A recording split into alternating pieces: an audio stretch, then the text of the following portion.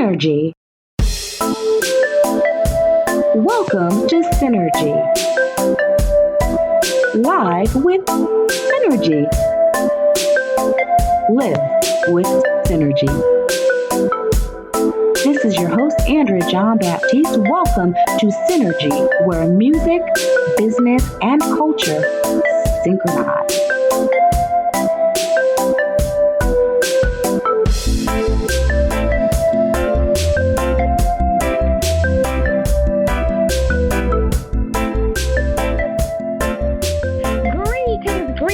Greetings, friends, family, collaborators, audience, listeners, advertisers. How are you today? Greetings and welcome to Synergy, where music, business, and culture synchronize.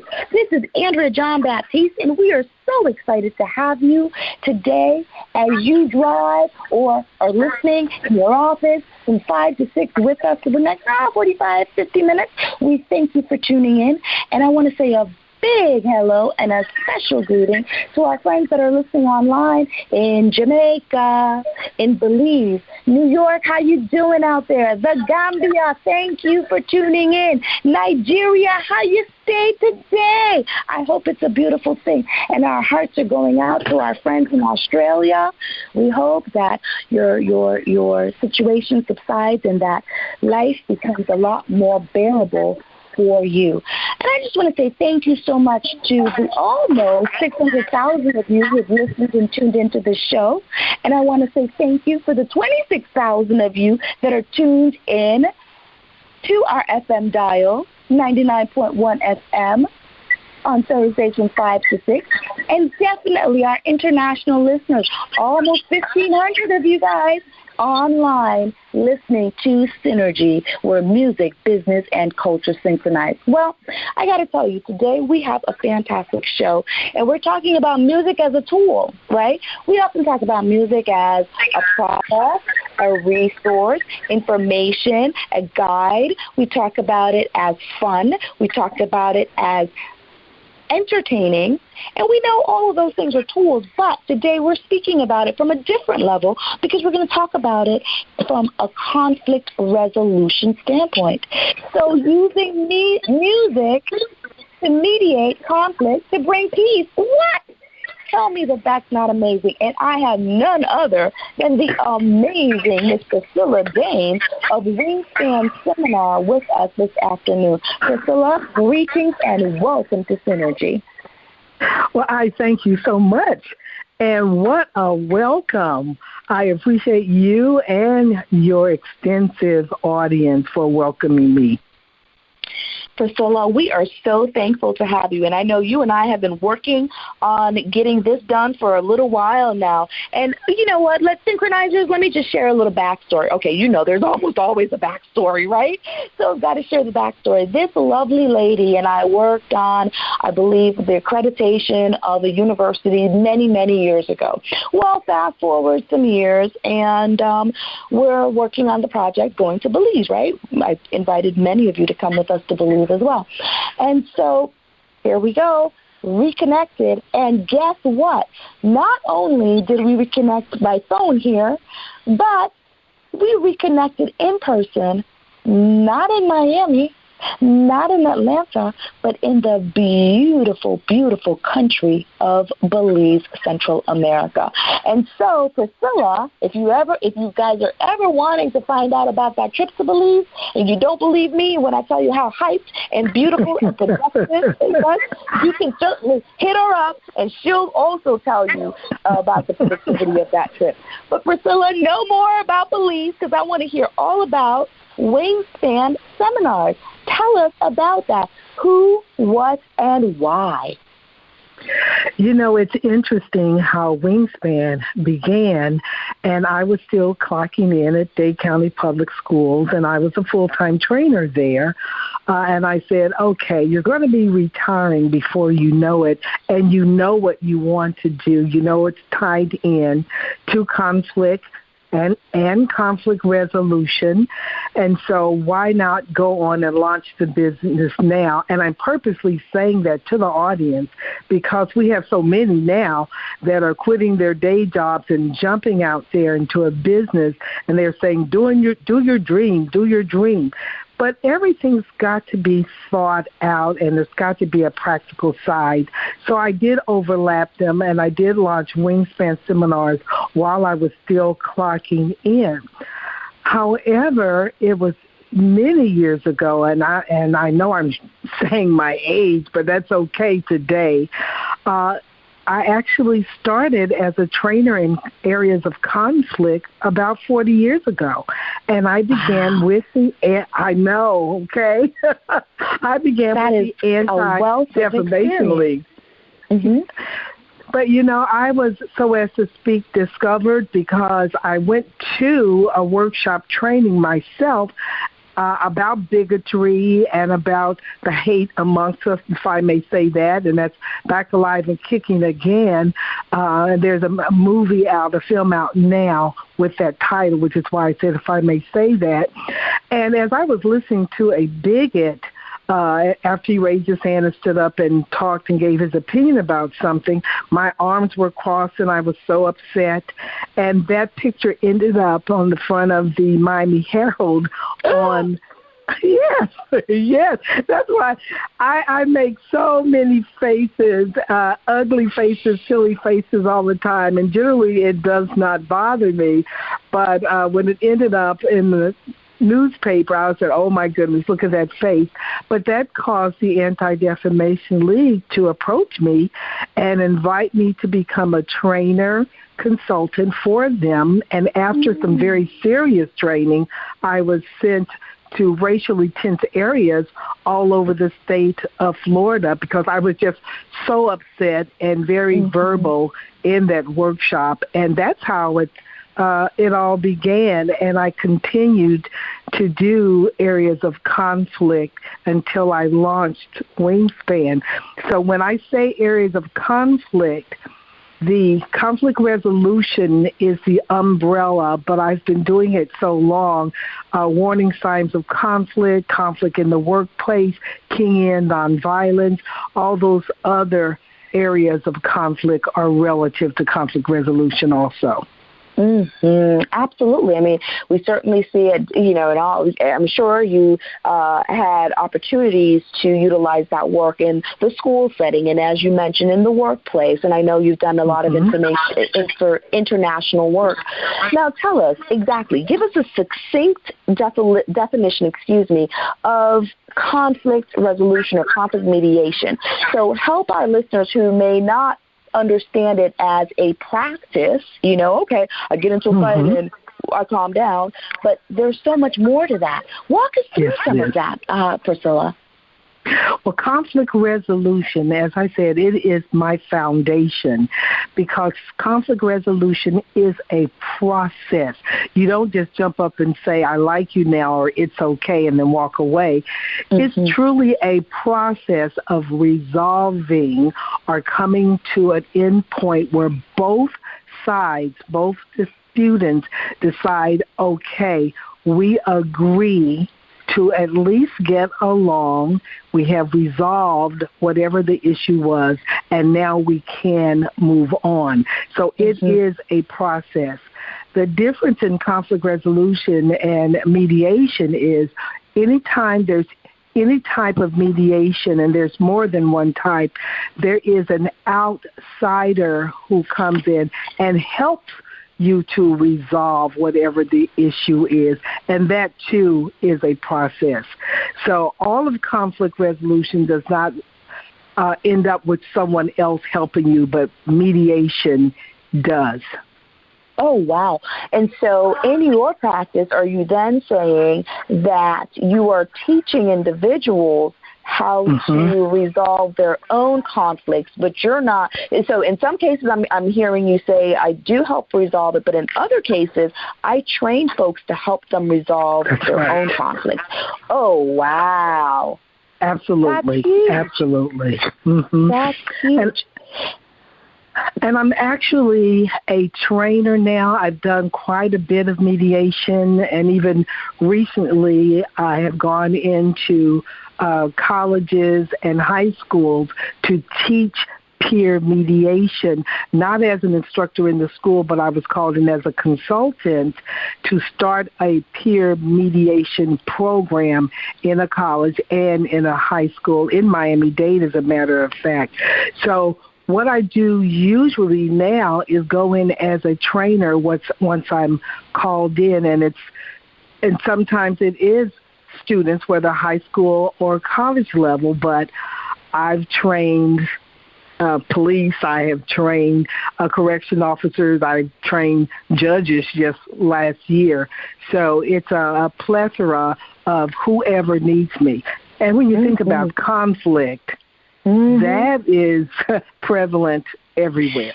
Well, let me say this, and you know what? I'm just going to say it. I'm going to clean it up a little bit, but Ms. Dames, we need you on an international level right about now, y'all, because you know what? This ducking under the desk that we did in elementary school, at least I did, that ain't going to work in these times of nuclear and bio, and that's all I've got to say. Synchronizes, y'all know what I'm talking about, but we're not going to go there because we're staying positive, because conflict resolution, I'm guessing, is positive, right? Yes, absolutely.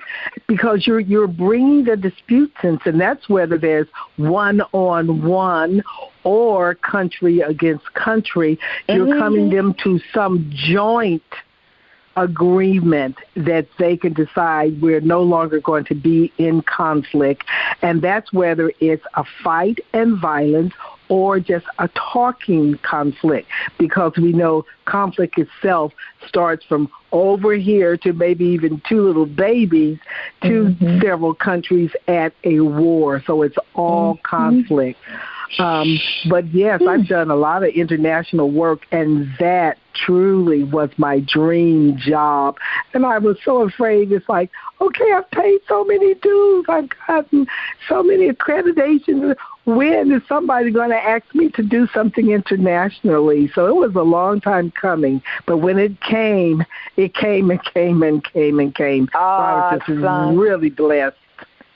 Awesome. So, give us an example of something of a conflict that through your training and work, was successfully resolved. I'm going to use the example of my dream job that I mentioned, which happened several years ago. I really wanted to do an international job, and I must say I've traveled a lot for many, many years because that's like a hobby to me. However, it's easy, and I'm going to say this to those listeners that are also business people too. It is easy to do work when it is free. It is easy to do advocacy, work in the community, because that is your passion. It's altogether on another level when you're getting paid for it. And the reason that I say that is because on a more personal level, then you are valued when people find the money to either select you to be on a team or to bring you in internationally and pay you. There's a value that is with that, and internally your self-esteem goes up, and you say, oh, my goodness, wow, thank you. And I was selected to be on a team to go in to train ex-militants for the Nigerian government several years ago. Wow. Yes. That is huge, Priscilla. Yes, it was. And what was to be a 2-week training ended up being a year and a half, because I continued to be invited, to go back over and over and over again. It was as amazing as you can imagine. Yes, ma'am. It was so exciting. And the topic was Kingian nonviolence. So I love that it was that also. It was transforming those listeners in the audience. And each time I went, it was about 100 men. And there was a facility that had been built, if I may say, in the bush for the training. And it was after decades and decades of fighting because of the oil crisis. If you remember, so many people had been killed that the UN stepped in and told the Nigerian government, look, there's too many people dying about this. So you all decide how you want to handle it to resolve some of this. And so they put a package together, and I'm part of the training of the ex-militants that agreed to put their arms down. And part of the package was not just the training, but we will help you to come back into the community, because some of them had been fighting a couple of years, but some of them had been fighting for decades. And the audience was anywhere from 17 or 18 years old to 70 years old. And so once I started the training in Kenyan nonviolence, the very first thing that was so obvious was how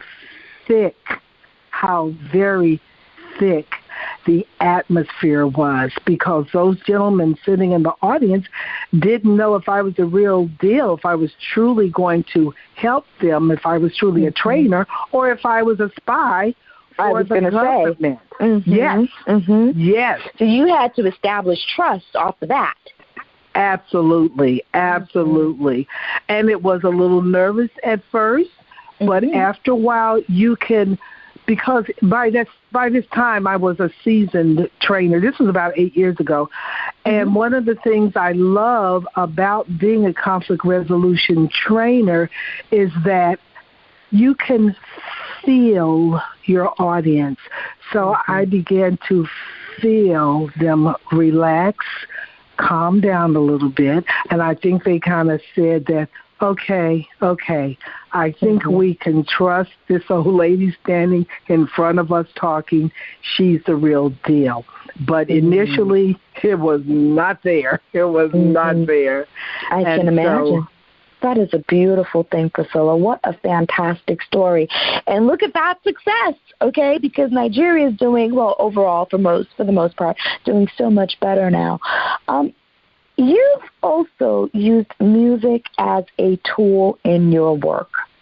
And I find that to be so interesting, because I know I've used music as a tool for communication as well as for instruction in my home with my children. So it's as I started off the show talking about it being a tool. But talk to us about your work with music as a tool in conflict resolution. How did that come about and why? And tell us about the methods to your solutions. I was going to say madness, but it's definitely not madness. It's solutions. a method to the madness. Sometimes it is that, because as you know, we get so busy and caught up in our personal lives and our business lives, and there's so much going on. So sometimes you do say, oh my goodness, there's just too much on my plate. So you do feel like you're going mad sometimes. But you know what? Music has always spoken to me. And sometimes I say I'm ministered through music anyway. And so it was an automatic thing for me to add music to what I do. And I'm telling you, because I've done some of everything in Africa, so I have studied at the Conflict Resolution Center outside of Nairobi. And while there, I was invited to go to Egerton University to speak to the female employees, the women on staff, including their secretaries, about conflict resolution, which I thought was amazing, to be invited to speak to the female staff only. And even that was a learning situation for me, because you never, ever stop learning. So the topic was, whose music is it anyway? And that was the title of my presentation, because there's so much that is going on in the music that we listen to today. And that's across the world. That's everywhere. And if we just stop a minute and listen to the lyrics, what's being said in that music, I think with other topics too, but especially to my audience at that time, and they were all women, if we take a minute to listen to some of the lyrics, we'll see that it's not just about the rapping that's going on today. There's so much music historically that has been saying negative things about women. And so first we tune into the music, and then we say, wait a minute, what did they just say? And now they're beginning to say the B word and the N word, but years ago they were saying other things that were not nice, were not pleasant either. And so who usually wrote the lyrics?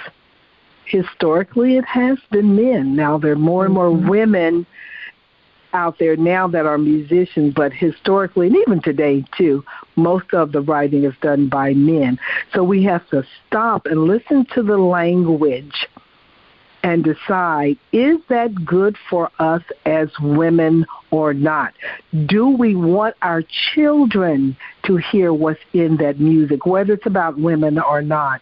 And that's what that whole training and speech was about. Whose music is it anyway? Listening to the language of music and then deciding, do we want that to be part of our lives? And that was outside of Nairobi. So that just lets you know we're not talking any particular culture.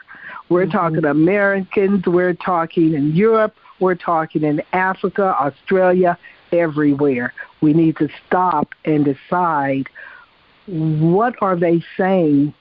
What words are they depicting? What visuals are they suggesting? And do we want that to be part of our lives and our households?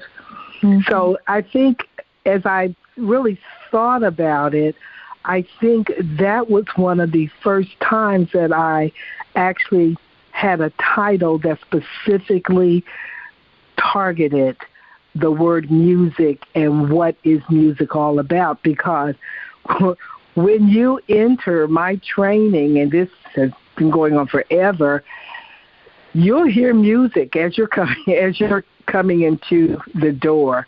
Music is going on, and that's whether it's a large auditorium or whether it's a small workshop. There's music going on, and then I must tell all of your listeners, and don't be surprised if I make you get up and dance.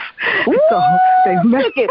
Wait, when is your next? You just said two key words for me. I'm there. When is your next training, Miss Dames? Because you said music and dance. That's all you need. So listeners, if you're ever inviting me to a party, you don't have to tell me the good. It's the 50th anniversary. There's music and it's a dance, and Andrea will be there. Okay, now just tell us when it is, because I will be there. That's beautiful. Well, you know what? To be perfectly honest, I'm going to Belize next week. I don't know if I told you that, but I'm going to Belize next week, and so I'm going to be doing some work there, and then going again to Belize in March.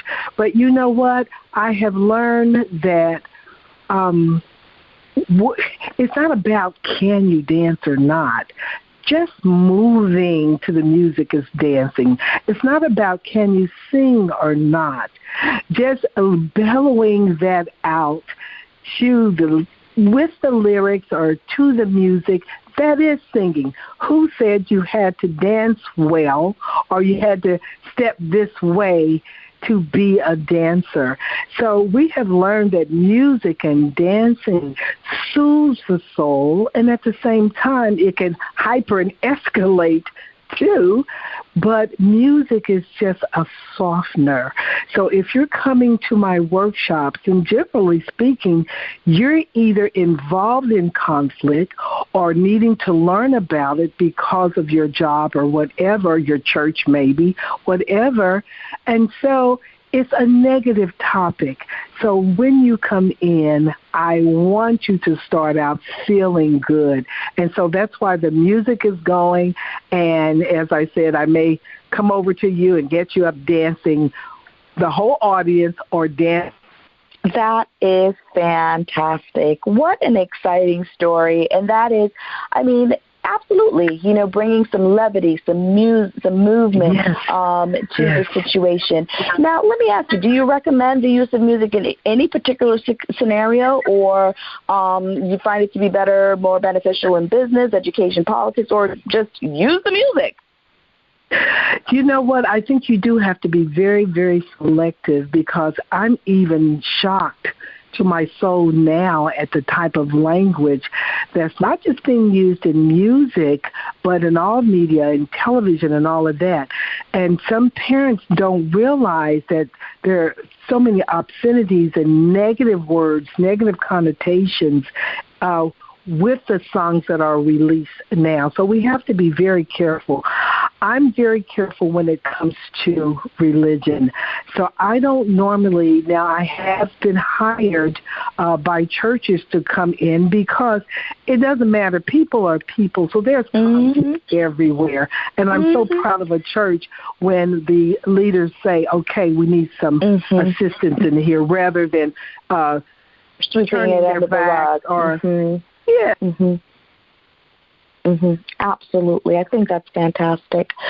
So, going back, because our time is running out, Priscilla, this has been just a fantastic wealth of information. So as you talk about that selectivity and using music, can you provide us with maybe 3 steps or tips that anyone can use for using music to mediate or resolve conflicts? I think you have to be very, very careful when using music. You have to listen to it multiple times before selecting what music or what song that you're going to use. People get their backs up and very offensive if you are talking about religion and selecting music. So I kind of stay away from using it when it comes to music, when it comes to religion. However, when it comes to business, education, politics, the music usually depicts what's going on socially and in politics and business and education. So it's perfect for using. Just very quickly, Marvin Gaye, though it's been around a long time, but what's going on, it's one of the best. Timeless. Timeless. Same situations, same scenarios, timeless. Yes. Exactly. And if you listen carefully, he actually gives example of what's going on, and then he, even like Michael Jackson, Man in the Mirror, they'll provide some solutions. Yes. And they do have some solutions that they're suggesting of what you or we need to do. And that is the best kind of music that's really depicting what's really going on out here in our world. And they're very specific. And then they say, these are kind of some of the things that we or you may need to do. Look in the mirror. Look at yourself. What are you doing? And I could go, Tupac has some, and John Lennon. There's just so much that's been out there historically and today that we can use. Wow. Music is just the best. Damien Escobar with his violin. And I usually like to sit all the way in the front when I go to a concert, because I want to feel, see, even almost taste what the musician is saying and feeling. And if you're close enough, Charlie Wilson, you can see it and feel it and really get into the music. There's something about music that does something to the soul, and absolutely. I love it. Me too. I tell folks in Synchronizers, you know, this show started off, it's my love letter to music, right? Well, it's my love letter to music, business, and culture. Absolutely. I have no musical talents, Priscilla, but I love music of all genres. You see? I mean, I'm a huge consumer of music, and and so wanting to be able to infuse more music in my work, and that's how Synergy came about. So, yes, thank you for allowing me to share that with you. And that was so smart of you to do that, because music is everywhere. So I applaud what you're doing. Thank you, and I applaud what you're doing and what you have done. And it is so wonderful to hear all of the great work and the great information, and particularly the great results that you've had over the years. And you talking about 40 years in the work. Ladies and gentlemen, it's a long time. I don't know how she says 40 years, because the lady don't look over 40 herself. But okay, we're going to accept that. But Priscilla, before we go, how can folks learn more about you as well as Wingspan Seminars? Give us your website, your social media handles. My website is www.wingspanseminars.net. That is WINGSPAN, and then seminars is plural, SEMINARS.net. I'm on Facebook as Wingspan Seminars. I love Instagram, and Instagram I'm Priscilla Dames Blake. I am married again, so Blake, Blake, Priscilla Dames Blake. And you can find me on Twitter and everywhere under Priscilla Dames or Priscilla Dames Blake. Awesome, awesome, awesome. Wow. Priscilla, we thank you so much for joining us today as we head to our first break. Stay tuned when we come back for more discussions on music as a tool today on Synergy, where music, business, and culture synchronize. This is Andrea John Baptiste. Don't touch that dial. We'll be right back. I thank you, Andrea. This Reggae Month, February 13 through 16, at the Courtney Auditorium, Kingston, Jamaica, global music industry professionals converge at the 7th Annual Jamaica Music Conference, JMC, for networking, panels, workshops, talent showcases, and more. JMC welcomes hip-hop's founding father, Jamaican-born DJ Kool Herc, feature presentation by Pandora streaming service, and conversations with your favorite Jamaican artists. Jamaica Music Conference, JMC. For more info, check the JMCEffect.com. Follow at the JMC Effect across social media. Save the date. Register today. JMC, February 13th through 16. Welcome back, Synergy Synchronizers. We are back for the second part of our show today on Synergy, where music, business, and culture synchronize. This is Andrea John Baptiste, and I'm so happy to always to be with you, right? And our second guest for this afternoon is an educator, a business developer, a musician, a singer, a founder, an activist.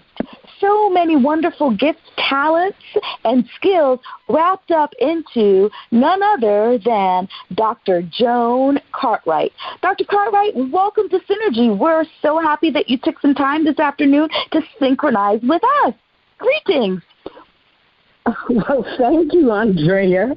Synchronization is always a good thing. Yes, ma'am. Yes, ma'am, it is. And so Dr. Cartwright is the founder of Women in Jazz South Florida. And Synchronizers, you know, there's always a backstory. This lady and I have shared space over a number of years. She probably doesn't remember me, but that's okay. I've seen many of her productions and the work that she's done, and so it's certainly an honor to have her here to tell us about the work that she's done, not just only in South Florida, but around the world. So tell us about Women in Jazz South Florida, Dr. Cartwright.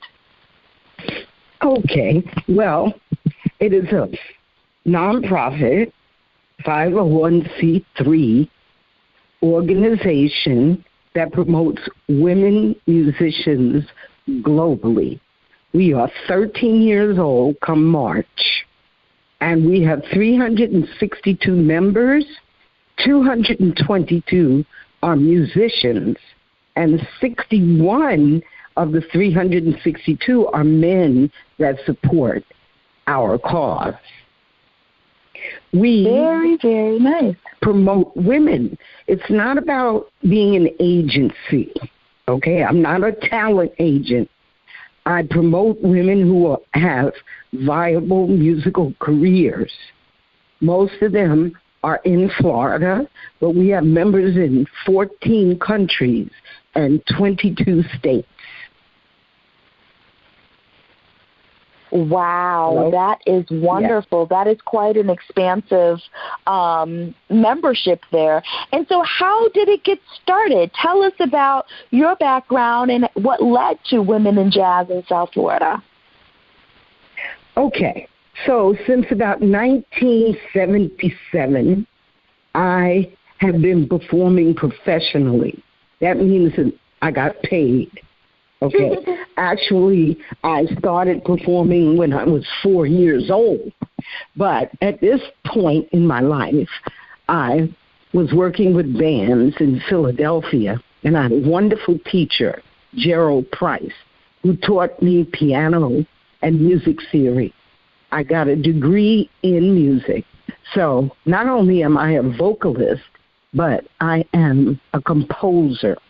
I've composed over 60 songs, and 40 of them are in my songbook, the Joan Cartwright songbook.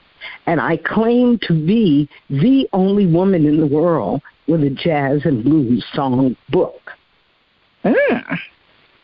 So wow, I toured that's a Europe. Huge claim to fame. Yes, it is. And no one has said that I'm not. No one's countered it. All right now, so we own it that. Right.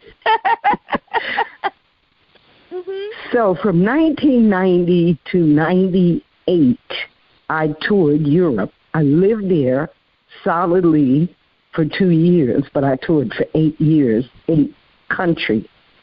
When I came back to the United States, to Florida, I discovered that I had only worked with 6 women out of hundreds of male musicians. And I decided that I was going to search for the women. And I did.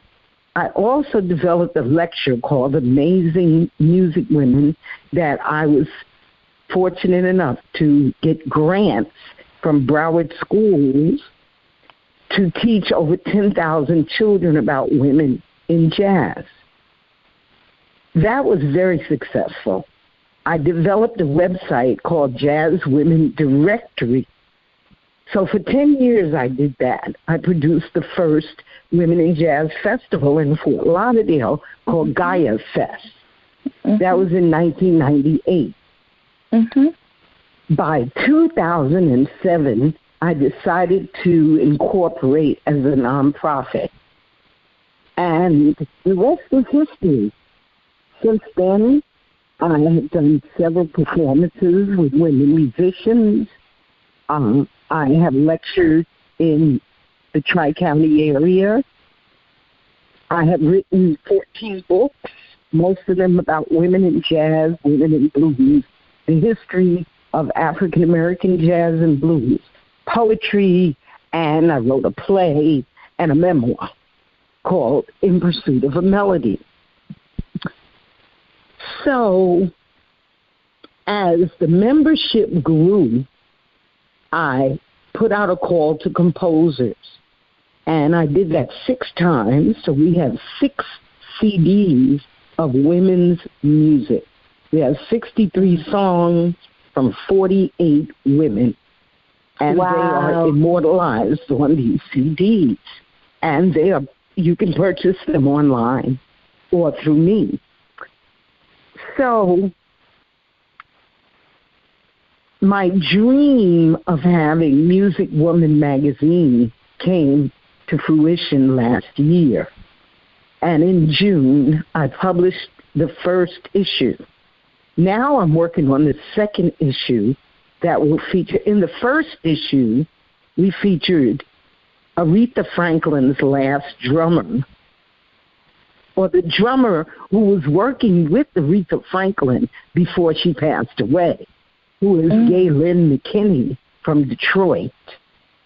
Also in that magazine is Carmen Bradford, the vocalist with the Count Basie Band, and then several of our members, some of whom are well known, like Reagan Whiteside, who is now featured on Music Choice on cable TV.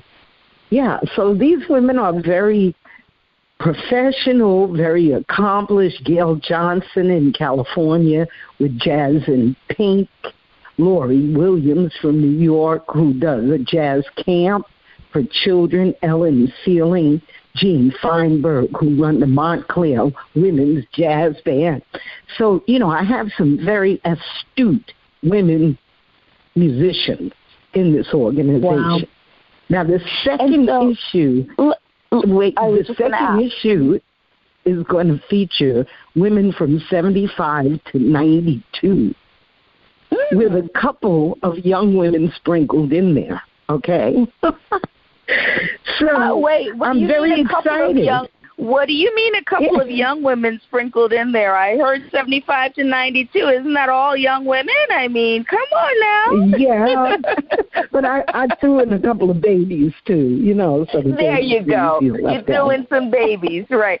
As I get a little bit older, I'm very careful about who or what we refer to as older. So that is wonderful. And so in the Music Woman magazine, is that a digital or is it a print magazine? It's both.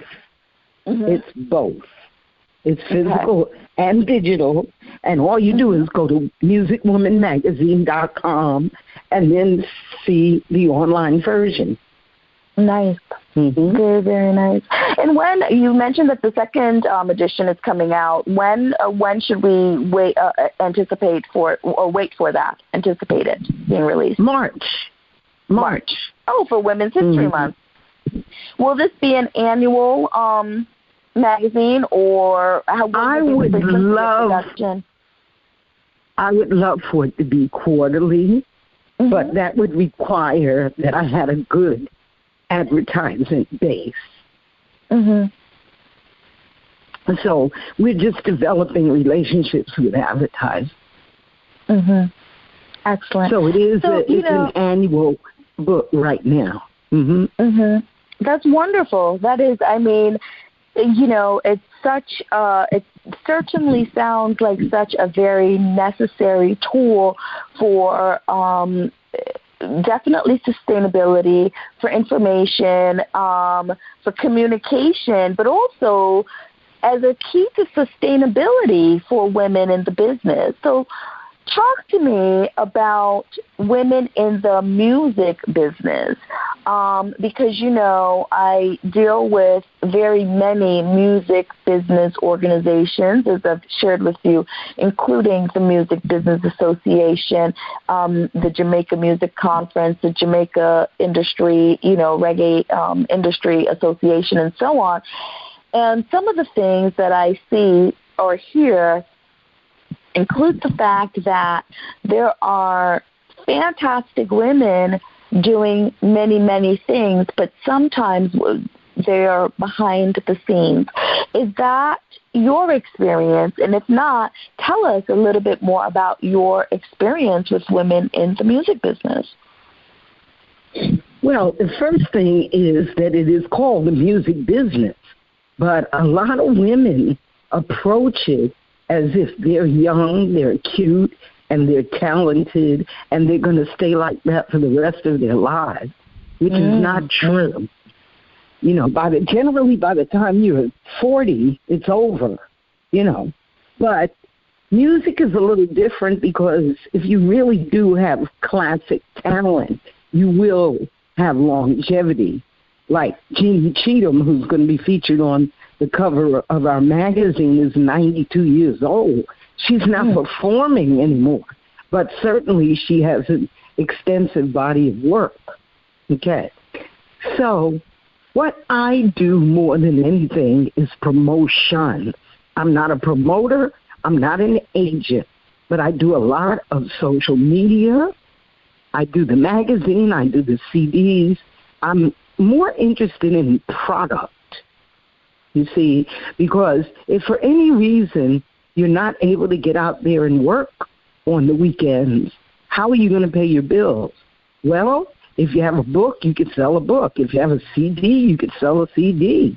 If you're a photographer and you have some really good photographs, you can sell those. Music, on the other hand, is fleeting.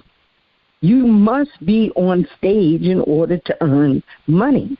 And most women musicians I discovered during my doctoral dissertation study do not know the 6 keys to success. They are branding, marketing, teamwork, networking, negotiation, and accounting. Wow. Did you all hear all of that? 6 keys for success. And that's for women in business, but as a business consultant, I'm going to tell y'all, that is for all businesses. So branding, marketing, teamwork, networking, negotiation, and accounting. And so, yes. Dr. Cartwright, we spend a lot of time on branding. We spend a lot of time on marketing. We should spend some time on teamwork, and I believe most people spend a lot of time on networking. But I want us to delve into the negotiating and accounting pieces, because you brought up these 6 keys that are so wonderful. But you know what? I don't know that I've had anyone on this show to talk about negotiation and accounting. Could we do that? Okay, so men are very good at negotiating. However, women don't value themselves the way that men do, okay? So you, first of all, have to develop an ego. And you have to know that your talents are worth being compensated. And we have a huge problem in the United States where all the club owners want to pay the musicians $100 a piece. Well, you can't. If you work 6 nights a week, you really can't live off of $600 a week, especially if you have a family. So you have to find other ways to make money, and you need contracts. The clubs do not give you contracts, so you have to find other avenues for your music, like senior centers or colleges or cultural centers, libraries, cultural divisions. There are so many different ways to get paid, but you also have to know how much money to ask for. So if I work in a club, I'm not going to get paid more than $150 for the night, and that could be 3 to 4 hours. But if I do a 1-hour lecture at a college, I can make $250, $500 for the hour. So which one should I choose? Definitely the education portion. You see, because people value education. They don't really value musical performance. Of course, they'll pay $600, $1,000 to see Beyonce, but I'm not Beyonce, and I'm not coming out on stage without my pants on. You know what I mean? Yes. Wow. So it depends. Negotiating depends on what you're bringing. So women do need to understand, I was in a session last night, and I swear this is part of the conversation. Women do need to understand their worth so that they can put a value on it. And you know what? Don't go cheap, ladies. Talking to another woman, she said to me, well, we were negotiating, and I said, well, what do you charge? And she goes, well, what do you have? I said, no, as a small business owner, I want to know what you charge, because you've got to eat just as much as I've got to eat. And so, ladies, I think this is a really good tip from Dr. Cartwright today to talk about developing that ego and understanding our self-worth. And the other thing to always think about comparatively, the stats show that women are earning 75 to 80 cents for every dollar that men are earning. And so we also have to remember that, case in point, that, you know what, if I were a man, it's highly likely that they would have offered me more than maybe that $100 or $150. Good stuff. So can we talk a little bit about accounting? But let me stop you. Let me stop you, because women musicians only earn 64 to 68 cents. Wow. Than men earn. Wow. Women in music only earn 10 to 12% of the $30 billion music industry around the world. Wow. I stand corrected, and I am pleased to be corrected on this, because women, that's such a salient point, right? So significant, almost 50%, almost 50 cents for every dollar, right? Just a little bit over that, 64 cents for every dollar. 64. But let me say this. Now, you go to a club, you see all men and a woman singer. Where are the women drummers, basses, saxophonists? Where are they? You might have a few out there, Camille Thurman, Jasmine Gent. You've got a few piano players, drummers, but a few. But let me ask you a question, Andrea. Where were you the first time you heard music?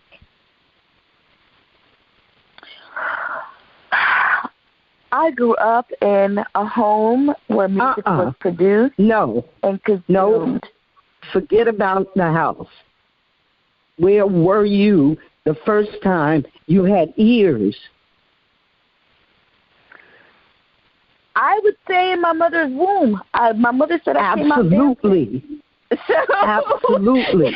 In your mother's womb. In my mother's womb. Because like I said, I grew up in a home where music was produced and consumed. So it's in my blood. But listen to this. While you were in the womb, the blood rushing through her veins were the strings. The heartbeat was the drum. Drums. And absolutely. She was probably humming. So your mother was the first musical instrument that you encountered. Mm-hmm. And that every human being on the planet encountered. So why are women so degraded in the music industry? Right. Listen, a friend of mine, Dr. Nelson Harrison, did an interview recently. He said that seeing does not make peace. Hearing makes peace. And music is about hearing. That's why music is at the beginning of every revolution, and it is also the thing that calms the beast.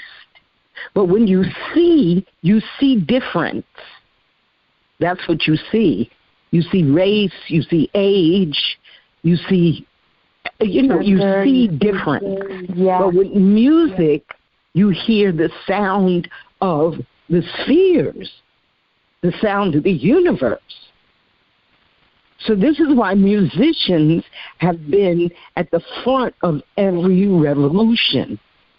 So jazz and blues were the sound of revolution that came out of the black community in America. Mm-hmm. Wow, this is so deep. I mean, so music, we're talking about music as a tool. We've talked about music as a tool for sustaining ourselves, women, in business. We're talking about music as a tool for education. We've talked earlier about music as a tool for peace, for creating peace and quelling conflict. Now we're talking about music as a tool to spur the revolution. And one of the things that I have never thought about, and Dr. Cartwright, I'm a doula, I'm a childbirth educator, I've helped over 70-something women deliver their babies, but understanding that our mothers were our first musician as well as vessel. I mean, you have blown my mind today here on Synergy, where music, business, and culture synchronize with our guest, Dr. Joan Cartwright, who's the founder of Women in Jazz South Florida. as well as Music Woman magazine. Dr. Cartwright, it has been a pleasure having you here as we've talked about music as a tool for life. We've talked about it as I said, in terms of mediation and conflict. We've talked about it for sustainability. We've talked about it for health. We've talked about it for the revolution that I hope will be televised. So, how can folks learn more about you? How can folks learn more about you? Well, first of all, Google me. That's our time. That's our chat. Now it's time to call it a wrap. Tune in next week at 5 for another episode of Synergy Live, where music, business, and culture synchronize. Until then, hit us up online at livewithsynergy.com. Synergy is a production of Black Iowa TV.